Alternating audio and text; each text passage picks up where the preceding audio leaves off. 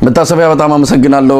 እንደምን ዋልሽ? በአስቸኳይ ጥሪ ነው የጋበዝኩሽ ምክንያቱም መረጃዎች ቶሎ እየመጡ ስላሉ ነው። ቀደም ሲል የጠቀስኩትን ጀምሮ ባለፈው ማለት በአርብ ዕለት ክስተት የአዲስ አበባ ክስተት ዙሪያ አዳዲስ ነገሮችንም እየሰማን እንገኛለን። እስቲ ካንቺ ልነሳና ምን መረጃዎች አሉ በግልሽ ያገኘሻቸው? አዲስ አበባ አፈሳው በተጠናከረ ሁኔታ አገዛዙ እያከናወነ ነው። እስካሁን ባለው መረጃ ወደ 1000 የሚጠጉ የአማራ ብሔር ተወላጆች ከተለያዩ አካባቢዎች ተይዘው ወደ አዋሽ አርባ ተወስደዋል። ሱዳንቺ ልምጣ፣ ምን ሰማሽ? አዲስ አበባ ከትላንት ጀምሮ ያፈሳው ነገር በጣም በሰፊ ነው። ያው እንግዲህ የሪፐብሊካን ጋርድ ስልጣኑ ዝቅ እንደሚል ከዛሬ በኋላ ምን ሰማ ይሆናል። እንደበፊቱ በጣም ተወዳጆችና የታመኑ መሆናቸው ይቀራል። ምክንያቱም ሌላ የበላይ አካል እየመጣባቸው ነው። በኋላ አንተ የምትሄድበት ነው። ስለዚህ እነሱን ለመወከል ነው እዚህ ቦታ ላይ እንደዚህ የለበስኩት። ለማንኛውም ከአንድ ሰው አባባል ብጀምር ቆሎ እንኳን እንዲያይዘ ከዛ ጋር የተያዘ ነው። ምናልባት ሪፐብሊካን ካርድ መስለሽ ወጥተሻል።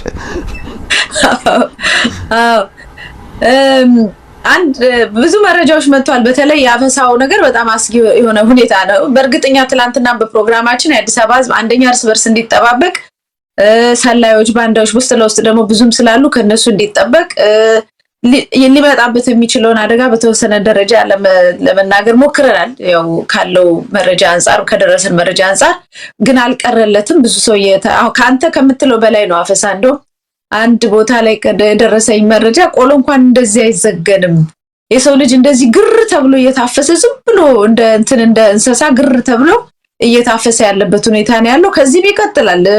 በጣም ብዙ የአማራ ተወላጆችን አማራነታቸው ብቻ ነው ከዚህ በኋላ የሚያስፈልገው ለመታሰር ማለት ነው። ግን በዛም አይቆምም። በሌሎች ብሔሮች በጉራጌና በደቡብ አካባቢ ላይ በሶማሌዎች ላይም እንደዚሁ የሚዛመት ነገር ይኖራል እንደደረሰን ከሆነ መረጃው። ከዛ አንፃር ደግሞ በአንዳንድ ቦታዎች ላይ ያሉ የመከላከያ አባላቶች በሶሻል ሚዲያው እየወጡ ከህዝቡ ጋር ያለውን መቀራረብ ቢልድ እንዲያደርጉ እኛ እናንተን ልንጠብቅ ነው፣ እኛ ከሌለን አገር ትፈርሳለች፣ ማን ይጠብቃቸዋል የሚል ተማጽኖ የሚመስሉ መልእክቶች በተለይ በሴቶች ሁሉ እንዲወጡ እየተደረገ ነው። ይሄ እንግዲህ ከፍርሃት የመጣ እንደሆነ እናውቃለን። በየአቅጣጫው እንግዲህ የውጪ ኢንተርናሽናል ወይም ዓለም አቀፍ የሆኑ ተቋማት አዲስ አበባ ላይ እንደሚገኙ ይታወቃል። እንግዲህ እንደሚባለው ሶስተኛ ነች ከዓለም ትላልቅ ከተማዎች ዓለም አቀፍ ከተማዎች ከሚባሉት ሁሉ በሶስተኛ ደረጃ ላይ ያለች የአፍሪካ መቀመጫ ኢንተርናሽናል ኮሚቴው መቀመጫ ብዙ እንቅስቃሴ ያላት ሀገር አሁን እዛ ያሉ የኢንተርናሽናል ኮሚኒቲ ተወካዮች የዓለም አቀፉ ማህበረሰብ ተወካዮች በዚህ ሁኔታ ላይ ነገም የሚከሰትብን ነገር ሊኖር ይችላል በሚል የራሳቸውን ስብሰባዎችና እንቅስቃሴዎች እያደረጉ እንደሆነ ንግግር እያደረገ እንደሆነ በመንግስትም እነሱን ለማረጋጋት አንዳንድ ነገሮች እየተደረጉ እንደሆነ እየሰማን ያለ ነው። እንግዲህ ከውስጥ የሚመጣልን መረጃ በሰኞ ዕለት አብዛኛውን ነገር የምንሰማውና የምናረጋግጠው ይሆናል። ከዛ ውጪ አሁን በቅርቡ እየሰማን ያለ ነው የሽመልስ አብዲሳ ቤት ከሚሊኒየም ጀርባ አካባቢ ነው የተባለ ነገርም ነበርና እዛ አካባቢም ታርጌት ለማድረግ የታሰበ ነበረ ውጊያውም የሚባል ነገር አለ። ከዛም ጋር ተያይዘው ብዙ የሚታወቁ ሰዎች አንተ በኋላ ትሄድበታለህ እንዳይወጡ እንዳይገቡ መደረግ ብቻ ሳይሆን በሆቴል ውስጥ ያረፉ እንግዶች ሳይቀር ቱሪስቶች ሳይቀር ያለምንም ፈቃድ ያለምንም ማስጠንቀቂያ በተኙበት ነው ማታ ተገብቶ ፍተሻ ሲደረግ የነበሩት። ቀጥታ ወደ ሆቴሎች ይገባሉ። ከዛ በኋላ ሪሴፕሽኑ እንዲመራቸው አድርገው የሰዎች ክፍል ውስጥ እየገቡ እንግዶችን አልጋና ሻንጣ ሲበረብሩ ሲያዋክቡ ነበር። ከየት ነው የመጣችሁት? ምን ልታረጉ ነው የመጣችሁት? የሚባለው ነገር ሁሉ በሰፊው እየተጠየቀ ነበርና በዚህ ሁኔታ ሲረበሹ ነው የቆዩት። እንግዲህ ያው የደህንነትና ያወጣውን መግለጫ ማይተናል። እዛ ላይ ሊያሳዩን የፈለጉት ሊነግሩን የሚፈልጉት ብዙ ነገር እንዳለ ሆኖ መጨረሻ ላይ ግን ለአዲስ አበባ ሕዝብ እኛንን ጠባቂው ከኛ ጋር አሁን የሚል እንደዚሁ ተማጽኗዊ ነገር ከጃቸው የወጣ ነገር በሚመስል መልኩ ያስቀመጡበት ሁኔታ አለ መሰለኝ።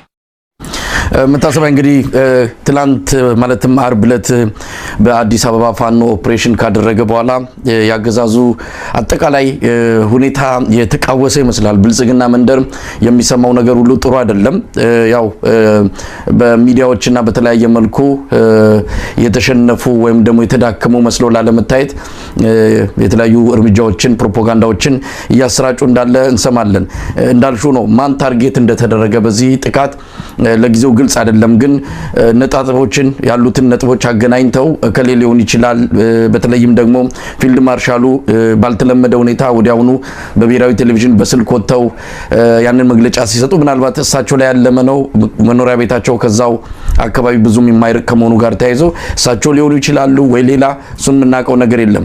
በዋናነት ሙከራው ተደርጓል ወይም ጥቃቱ ተፈጽሟል፣ ነገ ከነገ ወዲያ ከዚህም የበለጠ ሊኖር ይችላል በሚል ስጋት የተለያዩ እርምጃዎችን እየወሰደ ነው። ቀደም ሲል ለአንከር ሚዲያ በተለየ ሁኔታ የመጣውን መረጃ ነው ነካኪቻለሁ፣ በዝርዝር መግለጽ የሚገባ ይመስለኛል። እንግዲህ ትላንት ያ ከተፈጸመ በኋላ አብይ አህመድ በቀጥታ አጠቃላይ ከተማውንም የሀገሪቱንም የጸጥታና የደህንነት ሁኔታ በበላይነት እንዲቆጣጠር ለምንድነው አዲስ ላደራጀውና በብሔራዊ መረጃ ደህንነት ስር ላለው ለሪፐብሊካን ኃይል ይሄ ሪፐብሊካን ጋርድ ከሚለው ጋር መምታታት የለበትም። ሪፐብሊካን ጋርድ የሚባለው የቤተ መንግስት ጥበቃ በተለይ ለአብይ አህመድ ለምክትል ጠቅላይ ሚኒስትሩ እና ለፕሬዝዳንቷ ጥበቃ የሚያደርገው ኃይል ነው።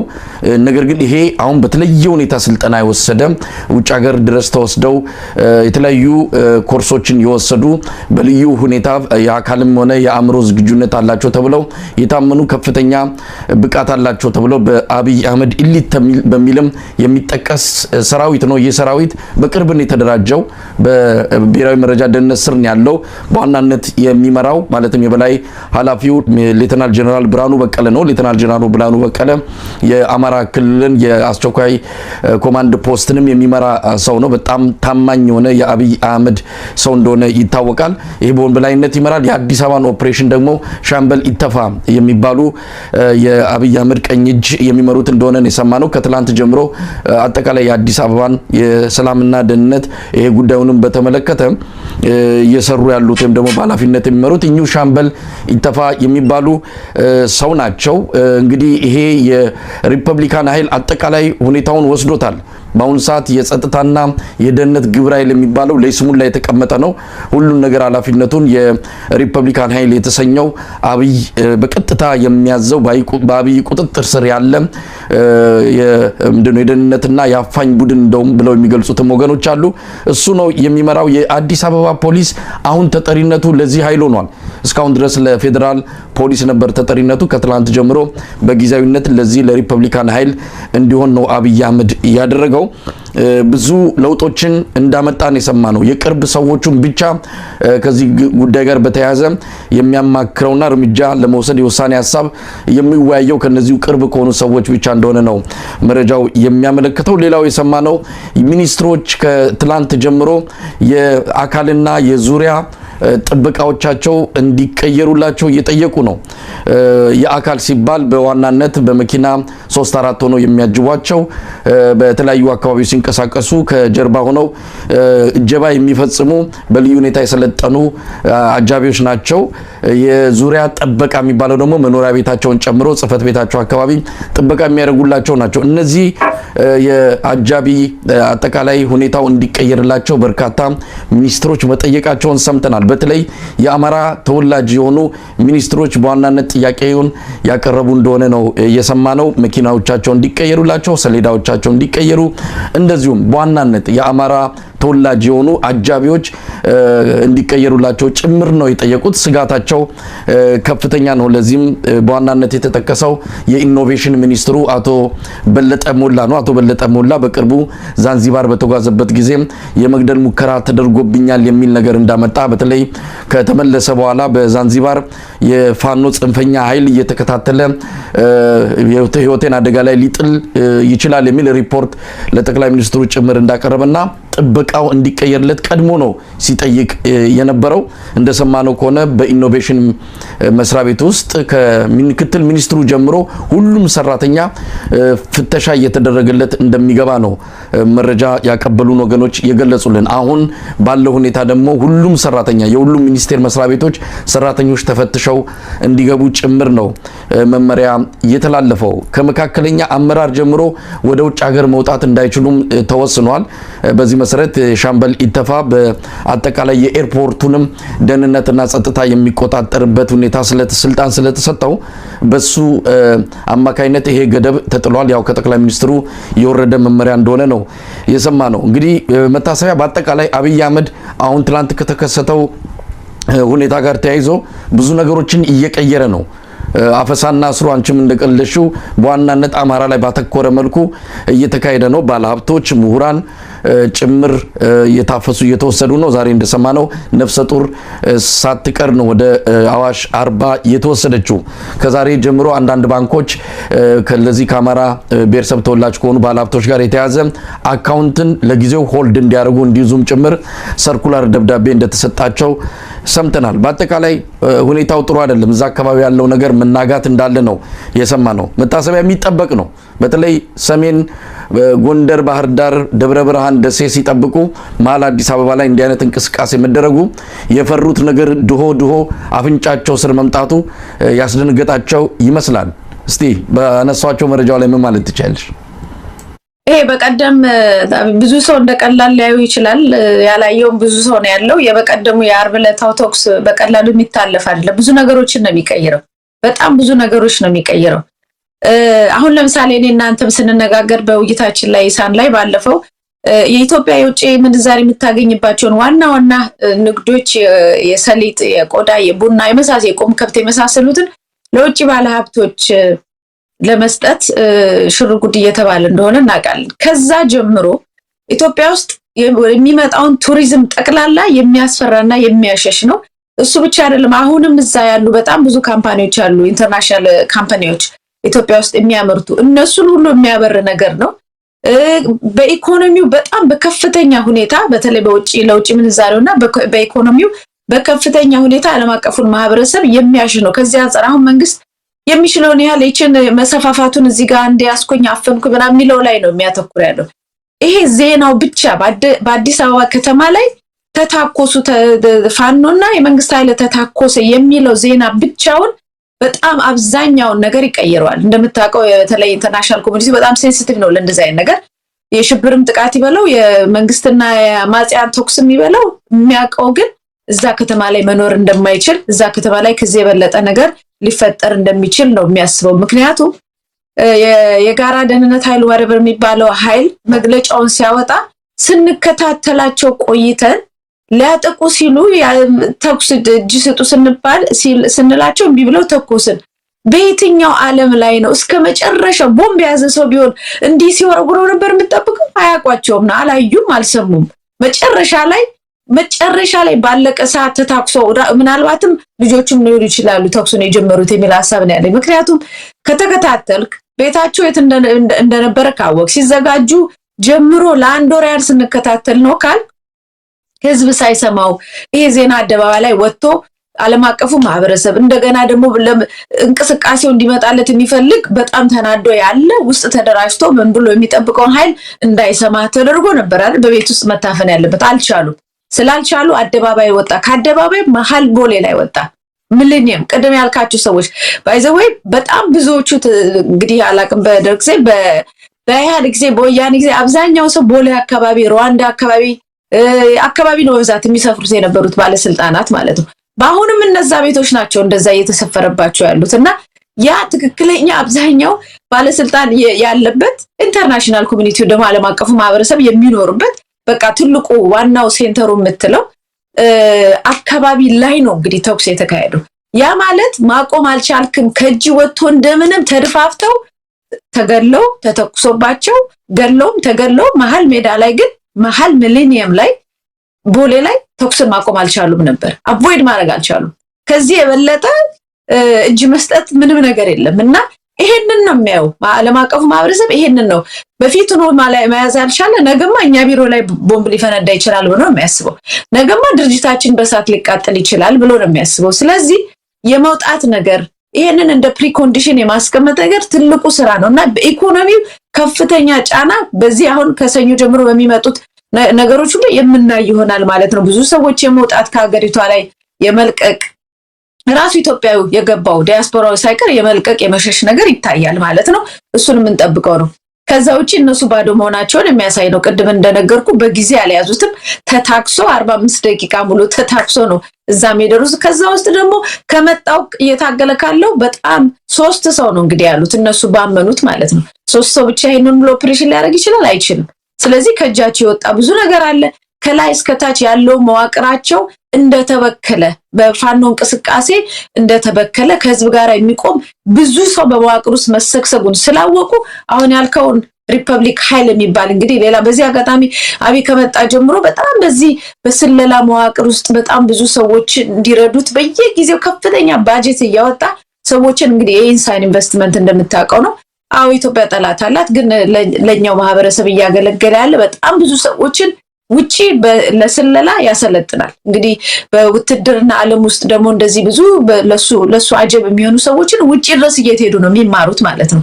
ስለዚህ ትላንትናውንም ጀምሮ የኢትዮጵያን ህዝብ እንደሚቀጠቅጠውና የኢትዮጵያ ህዝብ ሊበላው እንደሚነሳ ስለሚያውቅ የሚጠብቁት ሰዎችን ያዘጋጅ ነበር ማለት ነው። ስለዚህ ያንን ነው ከኪሱ አውጥቶ ዛሬ ሌላ ኃይል ከበላይ ያስቀመጠው። ይሄ ምንድነው የሚያደርገው? የከተማ ፖሊስን፣ የአዲስ አበባ ፖሊስን፣ የፌደራል ፖሊስን፣ መከላከያን፣ ኢቭን ሪፐብሊካን ጋርድን በሁለተኛ ደረጃ ታች ያመጣዋል ማለት ነው። ይሄን የሚያመጣው ምንድነው? አልታመኑም ማለት ነው።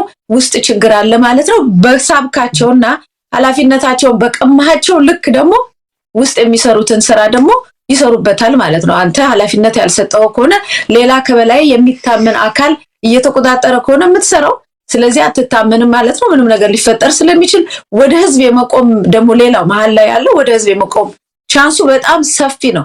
ስለዚህ የአርቡ ነገር በምንም ተአምር ወደ ቀደመ ነገራችን እንዳንመለስ የሚያደርግ ነው። ከዚህ በኋላ ሌሎች እየተጨመሩ የሚመጡ ናቸው። ባይጨመሩም እንኳን በውስጥ ለውስጥ እየፈራ ያለው መሀል ያለውን የሚያበረታተው ኢንካሬጅ የሚያደርገው ክስተት ስለሆነ በጣም ነገሮች የሚለወጡበት ሁኔታ ነው። ለዚህ ነው ልክ ሪቮሉሽን ይመስላል። እኔ ሪቮሉሽን አይቼ አላውቅም እና አሁን የከተማው ሩጫ ምናምን የሆነ ጊዜ ላይ ቬግሊ የምታስታውሰው የለውጥ ሪቮሉሽን ትርምስምስ ያለ መንግስት የመቀየር ምናምን የሚመስል ሩጫ ነው ከመንግስት የሚታየው ያለው። ህዝቡ ደግሞ የሰጠው ሪያክሽን በጣም የሚገርም ነገር ነው። ህዝብ በዚህ ደረጃ መንግስት እያስፈራረው ስንቱ ነው በቀደሙን ነገር በበጎ ነገር እየጻፈው በፕሮፋይል ፒክቸሩ በቲክቶክ ብትሄድ በፌስቡክ ብትሄድ በዚህ ሁሉ በቴሌግራም ብትሄድ ሰው ሁሉ ይሄንን ነገር እያራገበውና እየኮራበት ነው ያለው። ለምን? ከዚህ ትግል ጋራ በጣም ብዙ ሚሊዮን ህዝብ ቆሟል ማለት ነው። መታሰቢያ በጣም በጥሩ ሁኔታ ነው ያሉትን አጠቃላይ ከባባዊ ሁኔታ የገለሹ። በተለይ ከአርብ ወዲያ ያለውን እንግዲህ በአንድ ሳምንት ውስጥ 2 ክስተት ተከስቷል። የኢትዮጵያን ፖለቲካ በአንድም ይሁን በሌላ የሚለውጥ ወይም ማርሽ ቀያሪ ይሆናል ብሎ የሚገመት ነው። የኦሮሞ ነጻነት ግንባር አመራር አባል አቶ በቴ ኡርጌሳ ግድያም እንዲሁ በቀላሉ የሚታይ አይደለም። ሼክ ሊያረግ ሊነቀንቅ ይችላል። አገዛዙ እንደነዚህ አይነት በሐሳብ ተለየሽም አልተለየሽም የኦሮሞ ፖለቲካ ምልክት የሆኑ ሰዎችን ከገጽ ላይ የማጥፋቱ እርምጃው እንዲሁ ዝም ብሎ አልጋ ባልጋ እንደለመደው በሌሎችንም በማሰር የሚፈታ አይደለም። በነገራችን ላይ በዛን ዕለት ላይ 7 ሰው ነው የተገደለው። የበቴ ኡርጌሳ ያው ታዋቂ ከመሆኑ ጋር በተያያዘ ጎልቶ ወጣ እንጂ 7 ሰዎችም አብረው ተገድለዋል። መንግስት ሌሎች ላይ የሽመልስ አብዲሳ አስተዳደር ሌሎች ላይ ለመደፍደፍ እህትና ወንድሙን ጨምሮ ወደ 13 ሰዎች መያዙን ሰምተናል። ዓለም አቀፉ ማህበረሰብ እየጠየቀ ነው። የእንግሊዝ መንግስት፣ የአሜሪካ መንግስት፣ የፈረንሳይ መንግስት፣ የአውሮፓ ህብረት ይሄ የአቶ በቴ ኡርጌሳ ግድያ በገለልተኛ አካል ይጣራ ሲሉ ጫና እየፈጠሩ ይገኛሉ። ይሄን ያነሳሁት ያለ ምክንያት አይደለም። አርብ ዕለት ደግሞ በአዲስ አበባ ቦሌ መሀል አዲስ አበባ ላይ እንዲህ አይነት ኦፕሬሽን ሲካሄድ ቀላል የሚባል ንቅናቄ አይደለም በአገዛዙ ላይ የሚፈጥረው። አሁን እንደምናየው የመርበጥበት ሁኔታዎችን ያሉት ባለስልጣናቱ ቀደም ሲል በመረጃው እንደተከስኩት ጠባቂዎቻቸውን እስከ መጠራጠር ደርሰዋል። በተለይ የአማራ እዚህ ላይ በደንብ ተለይቶ መታወቅ አለበት። የአማራ ባለስልጣናት ለምንድን ነው የፈሩት? እዛ የሚካሄደው የአማራ ህዝብ የነጻነት ድምጽ ነው። ነገር ግን አሁን የፈሩት ይሄ የነጻነት ድምጽ በጣም ከጆሮአቸው እየቀረበ ሲመጣ ዙሪያቸውን መጠራጠር ጀምረዋል። በጣም አስገራሚ ነገር ነው የምንሰማው። የተወሰኑ ሌሎች ሚኒስትሮችም ጥያቄ አቅርበዋል። በዚህ የተነሳ ከትላንት ጀምሮ ለጊዜው ቁጥሩ ከ30 እስከ 40 የሚሆኑ የአማራ ተወላጅ የአጃቢ የሆኑ ሰራተኞች ከጨዋታ ውጪ እንዲሆኑ ተደርገዋል። ነገ ከነገ ወዲያ ብዙ ሰዎች ሊታሰሩ እንደሚችልም ይጠበቃል። ከዛው ከአጃቢዎች ማለት ነው። መታሰቢያ ምናልባት ምን እንጠብቃለን? አሁን እነሱ በእስር ይሄንን ነገር እናዳፍናለን ብለዋል። በጣም ከፍተኛ የሆነ እስር ነው እየፈጸሙ ያሉት። አዲስ አበባ ምንም ሊተርፍ በማይችል መልኩ ወጣቱን ባገኙበት አጋጣሚ በተለይ የአማራ ተወላጅ ናቸው ያሏቸውን እየወሰዱ እያሰሩ እያፈኑ ነው። ይሄ አገዛዙን እንደው የመጣውን ስጋት ሊቀርፍለት ይችላል፣ ፍርሃቱን ሊያስታግስለት ይችላል። ምን እንጠብቃለን? ንጉስ በሰራዊት ብዛት እንደማይድን የምታየው በዚህ ነው። አሁን እነሱ በጣም እየተረማመሱ ያሉት ለነሱ የሚሞትላቸው በደሞዝ በነሱ እሱ እንደ ስራ ገብቶ እነሱ ስልጣን ላይ ለመቆየት ለነሱ የሚሞትላቸውን ሰው በማብዛት ብቻ የሚድኑ መስሏቸው ከሆነ በጣም ተሳስተዋል። ህዝብና የፈለከውን ያህል ቁጥር ወታደር ልትመለመል ትችላለህ፣ ከህዝብ ግን አይበልጥም። ህዝብ ነው፣ ሀገሩ ነው፣ ኮሚኒቲ ነው፣ የተያያዘ ነው። በጣም ኃይለኛ ነው ህዝብ እና ህዝብን ያላሳተፈ ምንም ነገር የትም አይደርስም። እና መስሏቸው ነው ይሄንን ያው እንደምታውቀው እስከ መጨረሻው መስጠም ደረጃ ድረስ እስኪደርሱ ድረስ ሰጥመው እስኪያልቁ ድረስ ለመሞት መንደፋደፍ አይቀርምና ከዚህ የተነሳ ይሄንን እንቅስቃሴ ያደርጋሉ። ህዝቡ ደግሞ በደንብ በጣም በዚህ ዘመን በጣም የሚገርም ነገር የማያውቀው ነገር የለም። ህዝቡ በደንብ ያውቃል፣ እየተደረገበት ያለውን ነገር ያውቃል፣ ብዙ ወንጀሎችን ያውቃል፣ ለመጠቀሚያም እንደሆነ ይሄ ሁሉ ነገር የሚደረገው ያውቃል። ትንሽ እንቅስቃሴ ከዚህ በፊት እኔ እናንተ ስንወያይ በተደጋጋሚ ምንም በተለይ አዲስ አበባ ህዝብ ክስተት ብቻ ነው የሚፈልገው፣ ኢንሲደንት ነው የሚፈልገው። ክስተቶች ሲፈጠሩለት ዝም ብሎ እንደሌለ ምንም እንደማያውቅ እንደማይሰማ ሆኖ ልክ ክስተቱ ሲፈጠር ሁሉንም ነገር አዋቂ፣ ሁሉንም ነገር እንዳስፈላጊነቱ የሚታገል ቁርጠኛ ሆኖ የሚወጣበት ሁኔታዎች ነው ያሉት እና አሁን የበቀደሙ ነገር ይሄንን ነው የሚያመቻቸው። ከዚህ በኋላ አሁን ደግሞ ያልከው የአቶ በቴ ኡርጌሳም ነገር በጣም ከባድ የሆነ ቁጣ እያነሳ ነው በኦሮሞ ኮሚኒቲ ላይ። እንደምታውቀው እስከ አካኮ ፈረንሳይ ለጋሲዮን አካኮ ድረስ ይገቡ ነበር የነሱ ታጣቂዎች። በዛ በሰበታ በሱሉልታ ብትል በየትኛው ማች እሱንም ተቆጣጥረው የሚችሉት አይደለም እና የመንግስት በስነ ስርዓቱ እጅ መስጠት ስላልቻለ በጉልበት ቀጥላለው እድሜን አራዝማለሁ የሚለው ነገር ሀገሪቷን ነው የበለጠ በጣም ብዙ ደም መፋሰስ ላይ የሚያደርጋት እንጂ በጊዜ ቁጭ ብሎ እንግዲህ ተሸንፍ ያለው ህዝብ ሊጨርስ ሊበላይ መጥቷል። ስለዚህ ትልቅ ደም መፋሰስ እንግዲህ ለሱ የሚሞትለት የቆረጠ ወታደር ካለ በዛ መሃልና በህዝቡ ላይ ብዙ ደም መፋሰስ ከመምጣቱ በፊት ሌላ መፍትሄ ይፈጠር፣ አስፈላጊውን ነገር ላድርግ ብሎ ከመጣ አገር ያድናል። ግን የማዳን ፍላጎት የለውም። ስልጣኑን ለማዳን የሚሄድበትን መንገድ ግን ከስሩ የሚሰሩ ሰዎች ራሱ ይሄንን መገንዘብ አለባቸው። ይገነዘባሉ ነው ብዬ ማስበው። በጣም አንደኛው ማወቅ ያለባቸው ነገር ይሄ መንግስት እንደማይቆይ 100% ማረጋገጥ አለባቸው። ካልቆየ ለምንድን ነው ከማይቆይ ከኃላፊ ጠፊ ነገር ጋር አብሮ ተጣብቆ አገሪቷን ለእንደዚህ አይነት መከራ ለምንድን ነው የምዳርገው ብሎ መጠየቅ ያስፈልጋል።